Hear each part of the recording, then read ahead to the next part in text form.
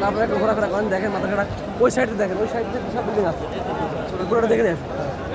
এই এখন পুরোটা দেখছেন আপনি, এই সাইড হয়তো অফিস আছে। আপনার সব কথা রেকর্ড হচ্ছে কিন্তু।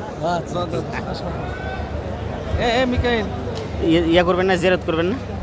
জিয়ারত আগে কাম সারি যান যান। আমরা তাহলে কবর জিয়ারত করে আসি।